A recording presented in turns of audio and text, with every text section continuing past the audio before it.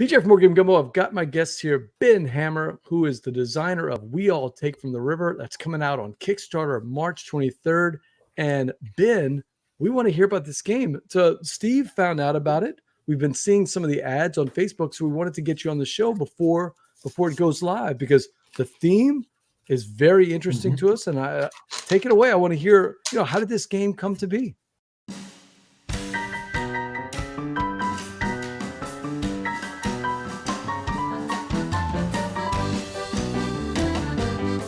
I like that you bring up theme, because that to me is like my big point of pride about the game is everything is really thematic. The game came to be because I wanted to make a game about policy making. And while I was kind of on that path, my first thought was like, I care a lot about the environment.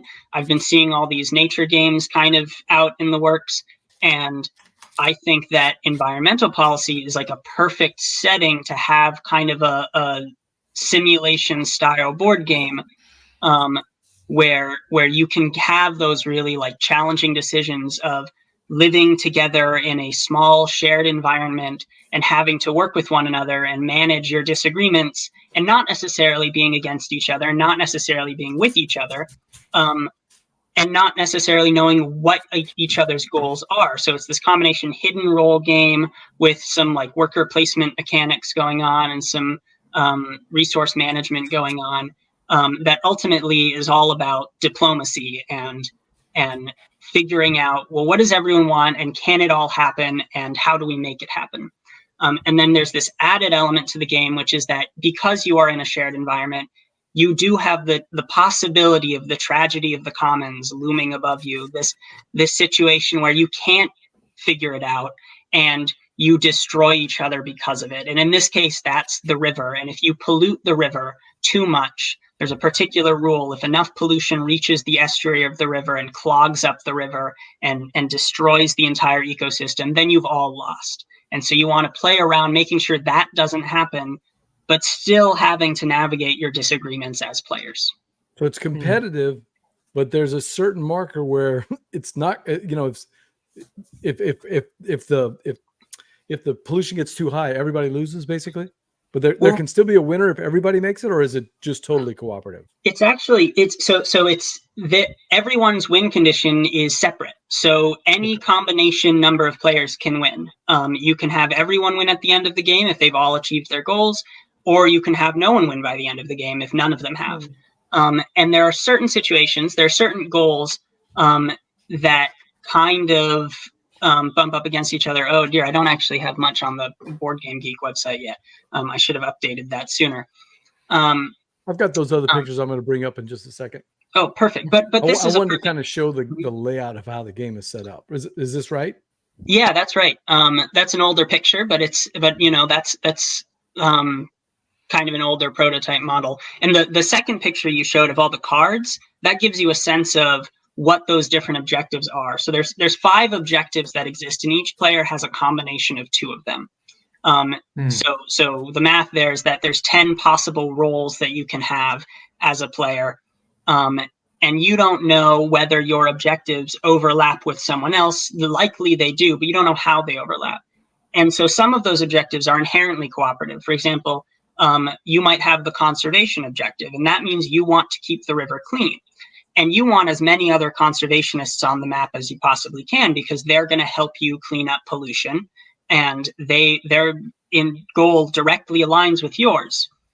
The same is true for the city building objective. Some players want to build a city along the river, and you can actually see that represented by that little there's the city token kind of to the left there. That's the unbuilt city you can see. And that's like a group effort. In order to build the city, you need to work with the other players, and you need to pass a policy to agree upon where is the city going to be built, and then you have to provide the resources to build it. And that's another objective where you want other people who want to build the city. On the other hand, there's another objective, the agriculture objective, and that's wanting to gather fish from the river. But the river has a limited supply of fish. And so for every other player who also wants to gather fish from the river, you're going to be butting heads with them over, are there enough resources for the 2 of us to achieve our goal? it's possible you can both collect the 15 fish you need by the end of the game, but you won't necessarily. And so you might end up in conflict. And then the last two objectives are the ones that kind of tie people together and make it so that your roles next to each other intrinsically depend on each other. And those are the capital objective, which is to be the richest player on the map. And it's the only one with richest. It's a zero-sum objective. If there's any other capitalist on the map, the two of you cannot both win. You are enemies because only one of you can be the richest. Okay. And so you have this. But you don't know. You're sitting there being like, okay, I want to be the richest player on the map, but I don't know if anyone else does. So you might be able to get away with it. If no one else cares, you could get away with it with one gold token. You can grab that and be done with it. But that uncertainty is going to lead you to kind of maybe be more willing to screw people over, or maybe be more wanting to like hold people to some strict bargains. And that's going to create tension along the game. And then the last objective is the charity objective. And that's to make sure that's someone who wants to make sure that everyone else achieves at least one of their objectives. That's your kind, altruistic player. Who's also dependent on figuring out, well, what is everyone else trying to do, and can I make it happen? And so the players are going to have a combination of those, and that puts them in this kind of complicated situation where they're trying to fulfill both objectives. You need to do both of your tasks in order to win. And you're trying to suss out, well, what's everyone else want? So we don't know the other objectives then, right? We don't know what everybody else has. You don't know what everyone else has. You have a hidden roll card. It's face down, and you only reveal it at the end of the game. So there's lots of fun stuff that can happen there. There's people, I've had players who pretend like they're farmers, and they gather tons and tons of fish, and they get the charitable people to give them fish to make sure they'll get all of their fish. And then at the end of the game, they sell every single one of them for money. And because they were actually a capitalist, and they didn't care about fish. We've had people hold the river hostage, both as actually the last game I played was really fun. Someone was an environmentalist, they're a conservationist, and they decided the only way that I can know for a fact that no one else is going to pollute the river is if I hold it hostage and say, if any of you leave pollution, then I'm going to completely destroy the river. So they decided to play an eco-terrorist. That was like their strategy, which I had never thought of. It did not occur to me that was available to them as an option, and it turned out to be very effective because by the end of the game they just piled up. They had this huge industry that they built at the bottom of the river, and they were just ready to dump all of their pollution into the estuary unless everyone kept the river clean, and we did. So I'm Steve, I don't know if you're getting it. I'm getting some vibes of a cool twist on that Martin Wallace game that you and I both played, although you played one version, I played the other one. The Discworld? Discworld and Nanty Narking. Yeah, where you don't know what the other player's role is, but you're trying to suss it out. As you go through. It's like this is almost like a longer version of Among Us, but we're all dealing with the river, right? We're trying to figure out who's really trying to save the space station, who's really trying to save the river, and we won't find out to the end. But like you said, Ben, people can sort of role play their roles into something unexpected. That's kind of a cool twist. I don't think I've seen that before. And so, and a thing that I'm really excited about it is that, one thing is all of the mechanics in the game are based on actual ecological events that occur along a river. Lots of research went behind this. Yeah. A lot. Although the based on is pulling a lot of it's holding a lot of weight there. Because there's a limit to how accurately meeples on a map can really portray. This is not a simulation, right? This is if it is a simulation, it is really inaccurate. Right. But it has like your risk of deforesting is that you can increase the likelihood of floods, and that's true. That's real. in real life, deforesting increases flood risk. The wetlands absorb water so that like kind of like a sponge, and that reduces flooding, but it also makes them vulnerable in their own ways. And the way that resources replenish is all based on how they actually replenish. Trees regrow on their own, fish spawn, but only if there are already fish in the river. Because if you overfish, there's nothing to spawn anymore. As the gravel spawns, because when those wetlands soak up that water, it carries sediment from the mountains upstream, and that sediment gets caught down there. And that's why a lot of like gravel industry ends up digging up wetlands, because they're trying to get access to the gravel that has been washed downriver and ended up in those deposits. Steve, I can't wait till somebody is going to defend their dissertation by saying, but I played We All Take from the River 7 times. That's where this is actual science. No, it's. Would you accept that as one of your papers, Steve? You know, I played this game 7 times. I absolutely would accept it as one of my papers if they also then talked about the data behind it. But sure, yeah. Interesting. Now, Verla, I don't know if you know this. What I've been kind of showing off the box cover and some of the other art. Ben, you're the artist behind this game. Is that right?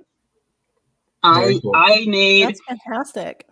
Yeah, thank you. That I really appreciate that. I mean, that was actually sort of one of the motivations for making a game. Also, was like it was an art project, and seeing the kind of art that people have done making board games, I was like, wow, I want to try that. But short of actually making the pieces, I mean, I sent this off to, I got it manufactured. Yeah, sure. But I drew everything, designed everything. This has been a solo effort from day one. And so like these cards that we're looking at, this is all, you've done all the artwork for this. Yes. Yeah. That's inked by hand and then colored digitally. Yep. Wow. That was the thing that popped for me with the artwork. I do like the map, and I like the representation of the changing areas along the river representing as you're moving down toward wetland and marsh and what have you. But the art on those for the cards was really very striking.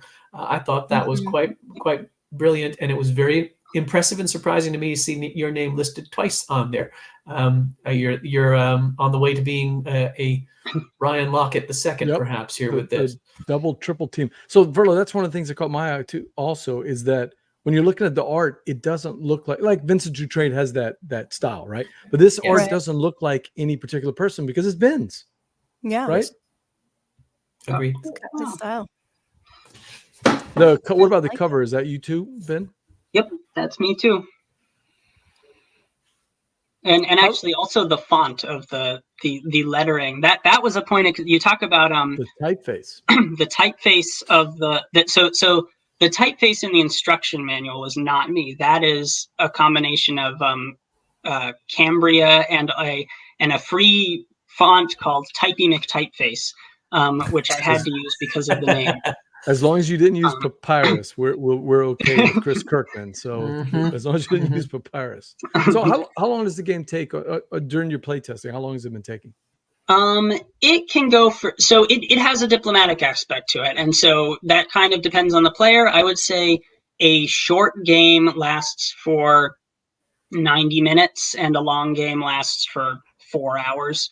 Okay. It's definitely one of those games that can take a while depending on how willing people are to stop negotiations and get a move on. I actually ended up designing a quick version of the game. It takes out some of the complexity and some of you remove the water level stuff. So throughout the game, you're tracking how high the river is and how that affects the land and the resources. And you can play without it, which, I prefer to have it, but it sort of makes for a nice tutorial or quick play version where you can say, the resources are always going to repopulate. We're never going to worry about flooding. That's just not going to happen. But we're just going to make this a game about like moving our meeples along the map and deciding on our actions. And I think that actually added a nice element to the game, because then you can play, an hour-long game. And it still takes some time because you're walking down. Turns start at the top of the river, and you you take your turn as a player based on where your structures are. So in theory, you can have 10 turns throughout a single day along the river, and a day being working your way from the top of the river to the bottom. Because if you've got like your excavators at the bottom of the river and your boats in the river and your camp is at the top of the river, each of those structures you've built gets its own set of actions. And what that means is that the structures at the actions taken at the top of the river are going to have an impact on the people at the bottom of the river. Because if you make pollution, that pollution is going to start to flow downstream. And so you throughout the game, you have to be thinking about, where do I want to be, as well as what do I want to do. Is there a sweet spot in the game for the player count? I would say 4 players and 5 players is really where the game shines. I think it has, so you can play it 1 or 2 players, and then it kind of becomes a different thing because it's at 2 players, it's almost fully cooperative. You can't have the same role card dynamic going on with only 2 people because it just kind of, it doesn't work. You don't have, there's less diplomacy going on. So instead you work together and your goal is to build the city, gather the fish, and leave the river spotless at the end of it all. Which makes for a nice puzzle. And I've play tested that a bunch, and it is fun. But to me, the really cool part of the game and the thing that gets me the most excited about it is that hidden role aspect where you have the opportunity to kind of be in discussion with each other and saying things like, wait, don't pollute. I'll give you a tree if you need a tree. But like, if you pollute now, that's going to wash into my land, and I really don't want that. And those kinds of discussions. And I think at 3 players that starts to happen, but when you get to 4 and 5 players, then you really have some complexity of like, who wants what, how are we going to get it? And I think that's when the game is at its strongest. If there's only one person pushing and one person pulling, you don't get the system emerging. Right. That's clever. So tell us about the Kickstarter project. March 23rd, is that right? So the launch date is March 23rd. Somebody told me it is tradition. This is again the like me just not knowing anything about the board game world. Apparently, you launch on a Tuesday. Tuesday morning. Mm-hmm. Yep. I'm committing sacrilege by having a Saturday launch. And he was very nice about it. He was like, I mean, I don't really know why you launch on a Tuesday, but that just seems to be what people do. So I was actually going to ask you guys on Tuesdays. That I've actually seen reasons why, and I'm drawing a blank right now. Anybody know? No idea. Berla, you were in fulfillment. Do you remember? Did anybody ever talk about that? Nobody ever talked about the launch dates, though.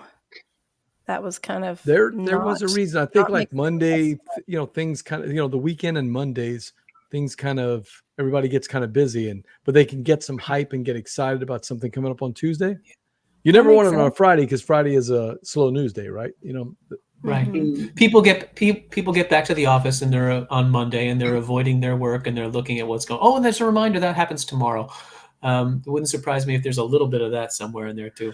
The big thing on Kickstarter is that, and maybe this is not for everybody, but some people really get excited about being one of the first people, because some of the Kickstarter projects have like first 100 backers will get a signed copy of Berla's book, How to Be the Gumbo Overlord, things like that. So you want to jump right into it. But other than that, I'm not sure why Tuesday would be it. So you're going Saturday, the 23rd. Oh wait.